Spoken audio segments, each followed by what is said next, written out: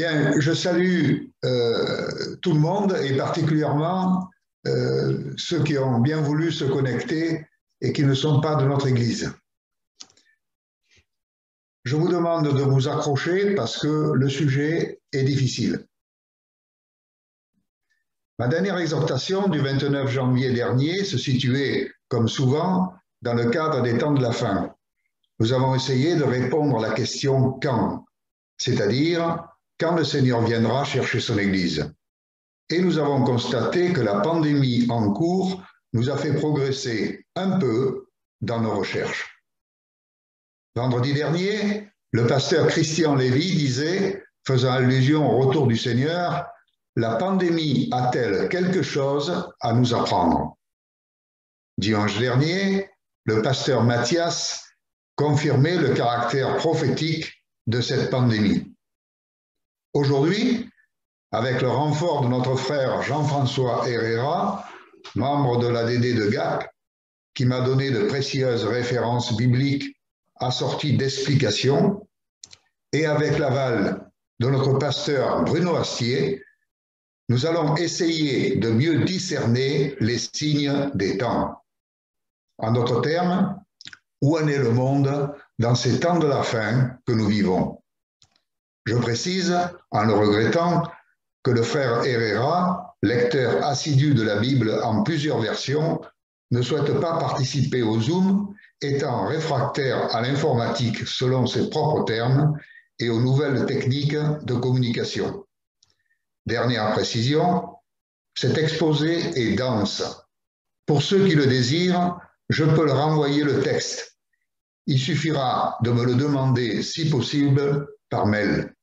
Cela évitera des notes compliquées à prendre. Voici le plan suivi. Nous commencerons par rappeler ce qu'est l'enlèvement de l'Église, comme lors de la dernière exhortation, puisqu'il s'agit de l'objectif de chaque enfant de Dieu en ces temps de la fin. Puis, nous énumérerons le cycle des fêtes instauré par l'Éternel pour Israël. Ensuite, nous indiquerons que le plan de salut de Dieu s'exprime à travers ce cycle de fêtes qui s'adresse non plus seulement aux Israélites, mais à l'humanité entière, et dont la portée n'est plus annuelle, mais s'étend de la croix au millénium, soit sur plus de 30 siècles, et concerne l'ensemble de la planète. Nous poursuivrons en disant pourquoi, dans son histoire, l'humanité a atteint la fête dite des trompettes. Et nous rappellerons que l'enlèvement est fixé à la 7e trompette. Nous montrerons ensuite que les événements des temps précédant l'enlèvement doivent être considérés non chronologiquement, mais comme les éléments d'un tableau en 3 dimensions. Puis, nous montrerons une vision d'ensemble de la fin du plan de salut pour l'humanité. Ensuite, nous énumérerons dans l'ordre donné par le livre de l'Apocalypse, d'abord l'ouverture des 7 sceaux, puis les 6 premières trompettes, puis les préludes à la 7e trompette, et enfin cette 7e trompette qui donne le signal de l'enlèvement. Après un épilogue mentionnant les 2 dernières fêtes de l'Éternel à accomplir par l'humanité, la conclusion nous fera prendre conscience que seule la Bible peut nous éclairer sur l'avenir de notre monde. Dieu lève peu à peu le voile. Bientôt, après plus de 20 siècles d'attente, le Seigneur viendra chercher son Église. Commençons donc par rappeler l'une des prophéties bibliques concernant l'enlèvement de l'Église. Nous lisons « Car le Seigneur lui-même, à un signal donné, à la voix d'un archange, au son de la trompette de Dieu, descendra du ciel, et les morts en Christ ressusciteront en premier lieu. Ensuite, nous les vivants qui serons restés, nous serons enlevés ensemble avec eux dans les airs, et ainsi nous serons toujours avec le Seigneur. » Première épître de Paul aux Thessaloniciens, chapitre 4, versets 16-17. Nous citerons en fin d'exposé une autre référence de cet événement important qui permet de mieux le situer dans la chronologie biblique. Donc, le cycle des fêtes de l'Éternel que Dieu a fait instaurer par Moïse pour les Israélites On le trouve dans le Lévitique, chapitre 23. Tout d'abord, le 7e jour, le sabbat, qui est le jour du repos hebdomadaire. Dieu dit à Moïse, on travaillera 6 jours, mais le 7e jour est le sabbat, le jour férié. Il y aura une sainte convocation, vous ne ferez aucun ouvrage. Lévitique 23, 3. Voyons maintenant les 7 autres solennités pour reprendre l'autre terme biblique utilisé. Comme pour le sabbat, à chaque fête correspond une sainte convocation et donc aucun ouvrage. La fête de la Pâque, le premier mois, le 14 du mois, entre les deux soirs, ce sera la Pâque pour l'Éternel, 23, 5, pour commémorer la sortie d'Égypte. Et le 15e jour de ce mois, ce sera la fête des pains sans levain pour l'Éternel, 23, 6 à 8, pour rappeler le péché. Quand vous serez entrés dans le pays que je vous donne et que vous y ferez la moisson, vous apporterez au sacrificateur une gerbe, prémisse de votre moisson, 23, 10 à 14. Vous compterez 50 jours jusqu'au lendemain du 7e sabbat, et vous ferez à l'Éternel une offrande nouvelle, 23, 15 à 22. C'est la fête de Pentecôte. Remarque, il faut attendre ensuite 3 mois pour trouver la fête suivante, et les 3 dernières fêtes sont regroupées en 15 jours. Le 7e mois, le premier du mois, vous aurez un jour férié rappelé par une clameur. C'est une sainte convocation. 23, 24 et 25. C'est la fête des trompettes. Le 10 de ce 7e mois, ce sera le jour des expiations, toujours 23, mais 27 à 32, seulement 10 jours après. Le 15e jour de ce 7e mois, ce sera la fête des huttes, en l'honneur de l'Éternel, pendant 7 jours. Versets 34 à 36, seulement 5 jours après. On l'a compris, ces fêtes en l'honneur de l'Éternel ne concernaient que les Israélites et devaient être renouvelées chaque année. Leur point commun, ils ne devaient faire aucun ouvrage. Cette remarque sera reprise plus loin.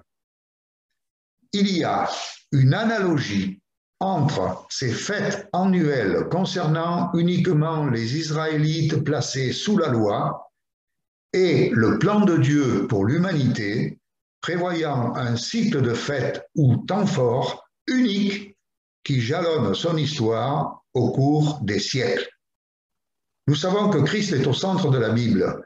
Les fêtes annuelles instaurées par Moïse préfigurent son œuvre, non plus seulement pour les Juifs, mais avec une portée universelle.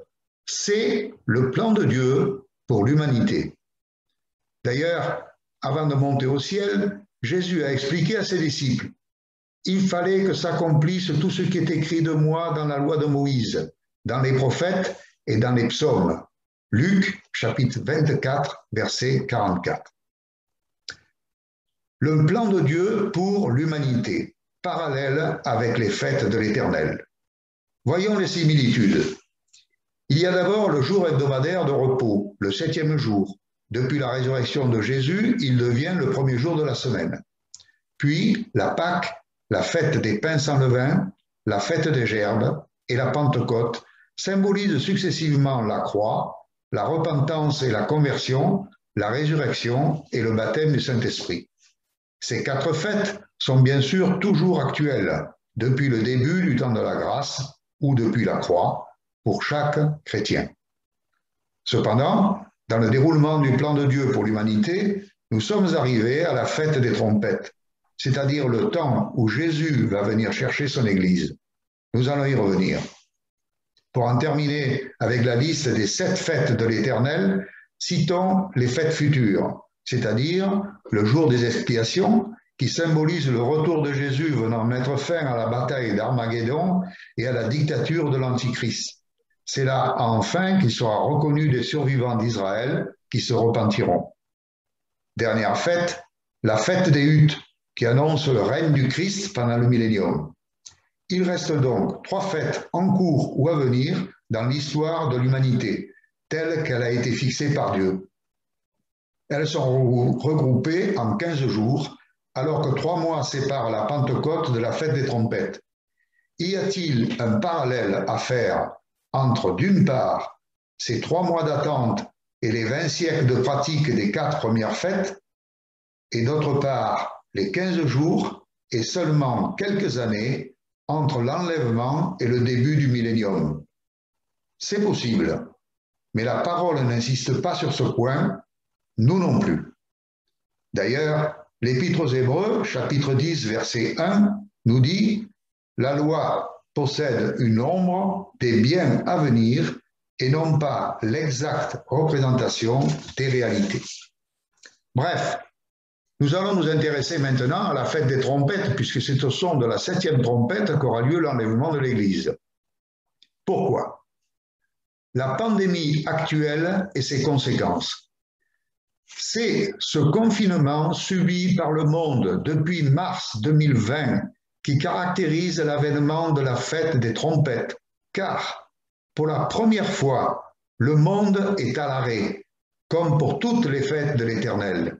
Confère Ésaïe 24, verset 1er, « Voici que l'Éternel dévaste la terre et la dépeuple. » Verset 8, « Tous ceux qui avaient le cœur joyeux soupirent, l'allégresse des tambourins a cessé, le bruit des amusements a pris fin, l'allégresse de la cithare a cessé. » Verset 10, « Toutes les maisons sont fermées. » Souvenons-nous, un événement inédit par sa rapidité, sa gravité et sa portée a secoué le monde à partir du début 2020, la pandémie en cours. Amorcée en novembre 2013 à Wuhan, en Chine, l'épidémie de la Covid-19 devient pandémie depuis le 11 mars 2020, avec au 31 mars 183 pays touchés sur 193 et 3,5 milliards de personnes confinées. L'économie mondiale était à l'arrêt et ne reprend qu'avec précaution, alors que la France enregistre sa 3e vague, l'Italie sa 4e, et que la pandémie est relancée en Amérique du Sud et en Inde. Heureusement, partout, les vaccins portent des espoirs. Au 1er avril 2021, on en était à 129 millions de cas et 22,8 millions de morts. Aujourd'hui, on est déjà à 130 millions de cas et 3 millions de morts. Depuis des mois, cafés, restaurants et salles de spectacle sont fermés. Le 15 août 2020, le Fonds monétaire international déclarait que la crise du grand confinement n'a pas eu d'égal depuis la grande crise de 1929. Le monde a plongé dans la récession. Les conséquences économiques sont désastreuses. Vers la fin de 2020, la dette mondiale atteignait déjà 250 000 milliards de dollars, soit 320% de la richesse mondiale annuelle. Le chômage a bondi de 7,5% et le monde compte 135 millions de personnes sous-alimentées, en plus des 690 millions déjà comptés. L'économie mondiale semble vouloir repartir, mais autrement, et beaucoup de gens sortent de cette épreuve fragilisés.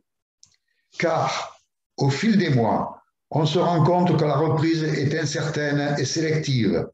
Les variants font douter et les chercheurs nous annoncent d'autres pandémies à cause de nos conditions de vie concentrées, des élevages intensifs, de la réduction de la biodiversité, conséquence de la disparition d'espèces animales, et du réchauffement climatique, fonte du permafrost et libération de virus. De l'ordre de 800 000 nouveaux virus menacent l'humanité, selon le GIEC, organisme scientifique de l'ONU. Cette situation concrétise Ésaïe 19:10, les soutiens du pays seront dans l'abattement. Tous les travailleurs salariés auront l'âme attristée. Situons la 7e trompette. Les précisions bibliques. Là, je réclame toute votre attention.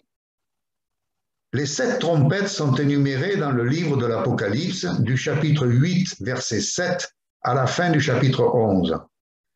Quant à la septième trompette, elle est annoncée au chapitre 10, verset 7, mais l'événement ne se produit qu'au chapitre 11, versets 15 à 19.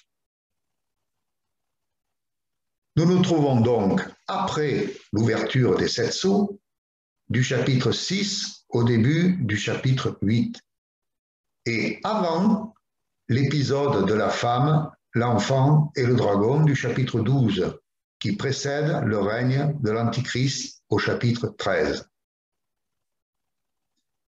Mais après les sept sceaux, on trouve aussi la parenthèse des 144 000 au chapitre 7, suivi de la grande foule de chrétiens persécutés, puis l'épisode de la ville sainte et des deux témoins au chapitre 11, juste avant la septième trompette, qui nous intéresse particulièrement, puisque l'enlèvement aura lieu au son de la septième trompette. Là, on se heurte à une apparente incohérence, d'un point de vue strictement chronologique, puisqu'on lit que les deux témoins sont tués par la bête, l'Antichrist. Quand ils auront achevé leur témoignage, la bête qui monte de l'abîme leur fera la guerre, les vaincra et les tuera. Confère Apocalypse 11, verset 7. Mais 3 jours et demi après, ils se tinrent sur leurs pieds, verset 11, et montèrent au ciel, verset 12. Or, chronologiquement, on sait que l'avènement de l'Antichrist n'aura lieu qu'après l'enlèvement de l'Église.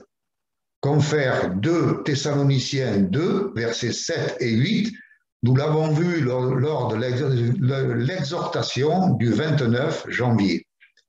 Donc, l'Antichrist qui ne se révèle qu'après l'enlèvement ne pourrait tuer les deux témoins qui interviennent avant. Comment restituer la cohérence? Quand nous suivons la progression des événements, notre réflexe naturel et logique est de suivre une démarche chronologique. Or, seule la présentation sous forme de tableau en 3 dimensions permet dans ce cas de restituer la cohérence. Pour mieux l'expliquer, prenons notre exemple plus facile. Les évangélistes Matthieu, Marc et Luc, dans les 3 évangiles synoptiques, c'est-à-dire qui se complètent sans s'opposer, rapportent les paroles de Jésus décrivant ce tableau des événements précédant l'enlèvement de l'Église. Relisons par exemple Matthieu 24, 4 à 14, mais aussi Ézéchiel 11, 17 pour le retour des Juifs en Israël. Vous ne voyez apparaître que les termes essentiels. Je vous laisse lire.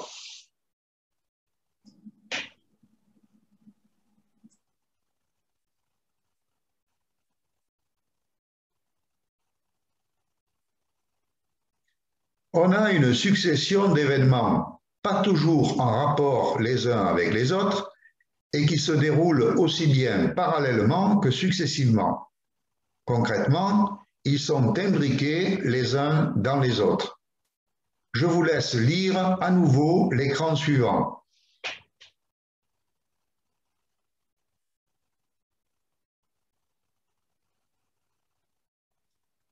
Quant au retour des Juifs en Israël, il a commencé en 1918. Ils étaient 800 000 en 1948, année de la renaissance du pays, exactement le 14 mai 1948, et 6,88 millions fin 2020, dont 74% des 9 291 000 habitants. Et les retours se poursuivent. Analogie entre la description des signes des temps de la fin et celle de l'ouverture des sceaux, des sons, des trompettes et du déversement des coupes. La description des événements liés à l'ouverture des 7 sceaux, les sonneries des 7 trompettes et le déversement des 7 coupes obéit aux mêmes règles que la description des signes des temps de la fin. Dans une approche visuelle et virtuelle, je précise, d'un grand tableau en 3 dimensions, imaginons que nous sommes au sommet d'une haute montagne dominant une large et profonde vallée. On pourrait voir en fond de tableau la gloire de Dieu barrant tout l'horizon. C'est la fête des huttes. dernière des fêtes de l'Éternel, qui inaugure le millénium, ce dernier étant l'objectif final du plan de Dieu pour l'humanité. Juste devant, car seulement 5 jours d'écart dans les fêtes de l'Éternel, c'est la fête des expiations. Le Christ revient en vainqueur et pose le pied sur le mont des Oliviers, Zacharie 14,4. Le tiers survivant d'Israël le reconnaît enfin et se repent, Zacharie 12,10. Ce sont les survivants d'Armageddon, Apocalypse 16,16. Poursuivons notre description. Entre la 7e trompette et le retour du Seigneur, on peut voir les fléaux effrayants des 7 coupes, entraînant la chute de Babylone et se terminant par Armageddon. Un peu plus devant, 10 jours d'écart entre les expiations et les trompettes, dans les fêtes de l'Éternel, c'est l'enlèvement. En un clin d'œil, des centaines de millions d'enfants de Dieu rejoignent leur Sauveur, venus les chercher pour leur éviter les souffrances des 7 coupes. Et puis, dans la Grande Vallée, au premier plan, on peut voir les fléaux engendrés par les vagues des 7 sceaux, puis des 7 trompettes de plus en plus terribles qui précèdent l'enlèvement de l'Église. Ça et là, parmi ces fléaux, on peut distinguer d'autres événements, les 144 000, la foule des rachetés persécutés, les 2 témoins, la femme qui s'enfuit au désert et le règne de l'Antichrist. Revenons à la parole intégrale. Avant d'énumérer seulement les fléaux qui sont dans l'Apocalypse antérieur à la 7e trompette, remarquons que dans chaque série, ils s'emboîtent les uns dans les autres et les superficies touchées sont progressives. Le quart de la terre pour les sceaux, Apocalypse 6, 8, le tiers pour les trompettes, Apocalypse 8, 7, la terre entière pour les 7 coupes, Apocalypse 16, 1. À noter encore que cette dernière série de fléaux intervient après l'enlèvement de l'Église. Dernière remarque, tous les éléments consécutifs de ce tableau en 3D ne nous sont pas encore révélés. En particulier, on ne sait pas encore qui sera la bête, l'Antichrist. Le voile ne se lève que progressivement. Il est donc prudent de ne pas chercher à savoir ce que Dieu a laissé encore caché. Voyons tout d'abord l'ouverture des 7 sceaux. Ouverture du premier sceau. Le cheval blanc est monté par un cavalier dont le nom est la parole de Dieu, révélé plus loin dans Apocalypse 19, 13. C'est la bonne nouvelle qui sera prêchée dans le monde entier pour servir de témoignage à toutes les nations. Alors viendra la fin. Matthieu 24, 14. Autre référence. L'Éternel a rendu ma bouche semblable à une épée tranchante. Il a fait de moi une flèche aiguë. Ésaïe 49, 2. Car les flèches du Tout-Puissant m'ont percé, et mon esprit en boit le venin. Job 6, 4. La conviction de péché, ça fait mal, mais c'est le bon chemin pour arriver à la vie nouvelle. C'est paradoxalement un bon fléau. Les sceaux de 2 à 6. Plusieurs malheurs s'enchaînent sur un quart de la terre. Deuxième sceau. Cheval rouge-feu. Les hommes meurent par l'épée. Versets 4 et 8. On pense au terrorisme qui a fait entre octobre 2019 et septembre 2020 16 000 morts, dont 4 761 chrétiens. Dernièrement, les terroristes ont tué 2500 personnes au Mozambique. Et l'on remarque une augmentation soudaine du nombre de chrétiens persécutés. 215 millions en 2017, 240 millions en 2018, 260 millions en 2019 et 340 millions en 2020. Troisième sceau, le cheval noir. Les famines, verset 8, en 2020, 690 millions de personnes sous-alimentées, plus 135 millions à cause de la Covid-19. Quatrième sceau, le cheval verdâtre, monté par la mort, traduction du mot peste en hébreu, et le séjour des morts l'accompagne. Ce sont les morts par la peste et les bêtes sauvages, verset 8. On pense que à la pandémie actuelle. Au 1er avril, 129 millions de cas, donc 2,8 millions de morts. On retrouve ces 4 fléaux, notamment dans Ézéchiel 14, 21, Jérémie 14, 12 et 15, versets 2 et 3, avec des variantes. 5e sceau, les âmes des chrétiens persécutés revêtus d'une robe blanche en attente des derniers morts.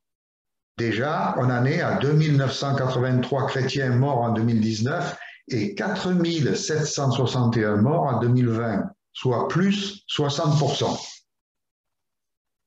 6e sceau, un grand tremblement de terre, soleil noir, lune rouge, sang, chaos sur la terre. Tous les hommes se cachent de la colère de l'agneau. Cet événement est à venir. Chapitre 7 et début du chapitre 8, versets 1 à 6. La parenthèse des 144 000 de toutes les tribus des fils d'Israël. Confère chapitre 7, versets 1 à 8. Ce chiffre est symbolique, à ne pas prendre dans un sens littéral. La répétition des 12 000 pour chacune des 12 tribus d'Israël, malgré la dispersion, évoque la perfection et l'égalité entre chaque tribu. Tous vont être marqués du sceau de Dieu pour être épargnés lors des prochains fléaux. Après cela, une grande foule que nul ne pouvait compter, de tous les peuples, chapitre 7, versets 9 à 17, l'un des anciens prend la parole. Ce sont ceux qui viennent de la grande tribulation. Ils ont lavé leurs robes et les ont blanchis dans le sang de l'agneau. Chapitre 7, verset 14. Ils sont en présence de l'agneau assis sur le trône. Ce sont les chrétiens persécutés. Le 7e sceau, silence et préparation des 7 trompettes. C'est au chapitre 8, versets 1 à 6. Les 7 anges se préparent à sonner. Remarque, ce chapitre 7 est un intermède, une parenthèse, une pause, un entracte, un interlude entre le 6e et le 7e sceau, comme ce sera le cas entre la 6e et 7e trompette et entre la fin des trompettes et le début de cette coupe. Ces intermèdes agissent comme si l'on voulait porter le regard temporairement sur une autre partie du tableau, avant de reprendre le déroulement des sceaux, des trompettes et des coupes. Ce constat confirme l'impression de la description d'un tableau en 3 dimensions, comme si l'on décrivait des scènes non successives, mais se déroulant simultanément. L'ordre des chapitres ici n'est pas forcément chronologique. Les 6 premières trompettes, chapitre 8, verset 7 à la fin, et du chapitre 9. Précisons, là, c'est 1/3 de la planète qui est touchée. À la première trompette, il y eut de la grêle et du feu mêlés de sang. Le tiers de la terre fut consumé, verset 7. Il s'agit de fortes grêles, de températures extrêmes, de sécheresse et d'incendie. Ce fléau ne fait que commencer. Les épisodes de grêle avec des grêlons gros comme des balles de tennis ou de baseball sont signalés plusieurs fois par an depuis 2018, même avant. Ils font de gros dégâts et pourraient être mortels. Quelques températures relevées. 50,8 degrés enregistrés au nord de l'Inde le 20 juin 2019. 47,6 degrés à New Delhi le 27 mai 2020. 54,4 degrés à la vallée de la mort en Californie le 16 août 2020. Mais aussi le 20 février 2020, 20,7 degrés en Antarctique et le 22 juin, 38 degrés en Sibérie. Ces températures exceptionnelles vont se multiplier dans moins de 10 ans. Les scientifiques ont sous-évalué le réchauffement climatique mondial, passé déjà de 1,5 à 3 degrés à la fin du siècle. Mais le GIEC, organisme scientifique de l'ONU, parle, lui, de régions inhabitables vers la moitié du siècle. Cet emballement que l'homme a lui-même provoqué pourrait même aller plus vite. Conséquence, dans 17 pays, soit le quart de la population mondiale, manque d'eau. Température extrême et manque d'eau obligeront 2,5 milliards de personnes à quitter leur région vers 2050, mais il se pourrait que ce soit avant. Les incendies ravagent des régions entières, en Sibérie, en Australie, en Californie, en Amérique du Sud, en Europe et en Afrique. La glace des pôles fond. La banquise a perdu la moitié de sa surface en 40 ans et aura tout perdu avant 2050. Le niveau des mers s'élève. Des villes côtières vont être partiellement noyées. Le nombre des catastrophes naturelles a presque doublé dans le monde par tranche de 20 ans. Entre 1981 et 2000, 3656, mais 6681 entre 2000 et 2019. À ce rythme, ce sera 10 000 vers 2030. 96 ouragans ou cyclones ou typhons recensés en 2020 dans le monde. Nous sommes sous-informés là-dessus. Personnellement, je croyais qu'il n'y en avait qu'une vingtaine. Chapitre 8, suite et chapitre 9. Deuxième et troisième trompette. Le tiers de la mer devint du sang, et versets 8 et 9, et le tiers des fleuves et des sources d'eau devenus amers, versets 10 et 11. Il pourrait être question de la pollution des océans, mais aussi des fleuves. Les estimations vont jusqu'à 150 millions de tonnes pour les déchets au fond des océans et 10 millions de tonnes de plus par an, sans compter ce qu'il reste en surface. C'est le continent flottant. Quatrième trompette, chapitre 8, versets 12 et 13. Le jour perd un tiers de sa clarté et la nuit de même. Une énigme scientifique actuelle. Depuis environ 30 ans, le réchauffement climatique augmente alors que la température du Soleil refroidit. À la cinquième trompette, le puits de l'abîme ouvert, de la fumée et des sauterelles sortent de la terre. Elles ne touchent pas la nature, mais seulement aux hommes qui n'ont pas le sceau de Dieu sur le front. Il leur fut donné de les tourmenter pendant 5 mois. On ne sait pas expliquer clairement ce que c'est. À la sixième trompette, les 4 anges sur l'Euphrate font tuer un tiers des hommes par 200 millions de soldats. Les autres hommes qui ne furent pas tués par ces fléaux ne se repentirent pas de leur meurtre, ni de leur sortilège, ni de leur inconduite, ni de leur vol. Chapitre 9, versets 20 et 21. On pense à une invasion venue de l'Est, Gog et Magog, passant par l'Euphrate à sec, comme souvent aujourd'hui à cause des barrages en amont et de la sécheresse. Les préludes à la septième trompette, chapitre 10 et 11, versets 1 à 14. Au chapitre 10, c'est le prélude à la septième trompette. Les 7 trompettes parlent, mais Jean ne doit pas écrire ce qu'ils disent.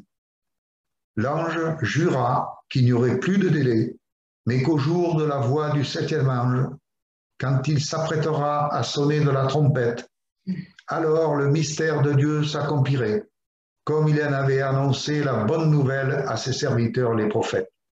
Chapitre 10, verset 7. Puis Jean mange le petit livre, doux dans la bouche, mais amer dans les entrailles. Poursuivons avec l'épisode des 2 témoins.